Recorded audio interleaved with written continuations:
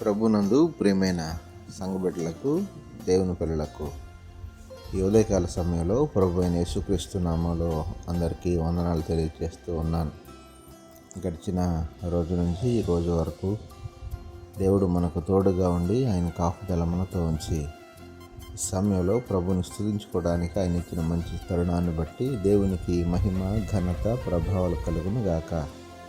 ఆమేన్. అనుదిన వాక్యాహారం ద్వారా ఈరోజు దేవుడు మనకిస్తున్న వాక్య వాగ్దానం, నేను నీకు తోడయుండి నిన్ను ఆశీర్వదించేదను అని ఆదికాండం 26వ అధ్యాయము 3వ వచనంలో మనం చూస్తూ ఉన్నాం. దేవునికి మహిమ కలుగును గాక. ప్రియమైన దేవుని పిల్లలారా, ఈ మాటను మనం చూసినట్లయితే మన ప్రభు ఆయన మనకు కావలసినటువంటి ప్రతి ఆశీర్వాదాన్ని కూడా సమృద్ధిగా అనుగ్రహించేటటువంటి దేవుడు.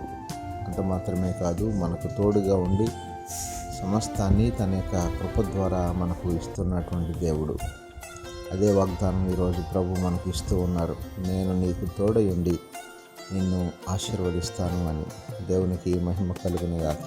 ప్రియమైన దేవుని పిల్లలారా, ఈ మాటను మనం ధ్యానిస్తున్నప్పుడు దేవుని యొక్క ఆశీర్వాదము మనకు కనపడుతూ ఉంది. ఈనాడు ప్రభు మనకు ఆశీర్వాదాలను సమృద్ధిగా ఇవ్వడానికి ఆయన ఇష్టపడుతూ ఉన్నారు. అయితే ప్రభు ఇచ్చే ఆశీర్వాదాలను పొందుకోవడానికి అందుకు తగిన విశ్వాసాన్ని కూడా మనం కలిగి ఉండి దేవుని మాట మీద మనం నమ్మిక ఉంచి దేవుడిచ్చే ప్రతి ఆశీర్వాదానికి మనం వారసులు కావడానికి దేవాది దేవుడి ఉదయకాల సమయంలో అందరికీ తోడుగా ఉండి సహాయం దయచేయను కాక. ఆమేన్.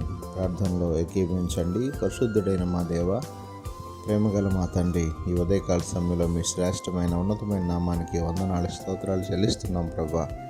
ఈ రోజంతా మీరు మాకు తోడుగా ఉన్న సహాయం చేసి నడిపించండి. నీ మేలులు చేదరింపండి. ఈరోజు పుట్టినరోజు, పెళ్ళిరోజు జరుపుకున్న బిడ్డలు ఎవరైతే ఉన్నారో వారందరినీ పేరు పేరున దీవించి ఆశీర్వదించమని యేసు పరిశుద్ధ నామమున అడిగి వేడుకొనుచున్నాము తండ్రి. ఆమేన్.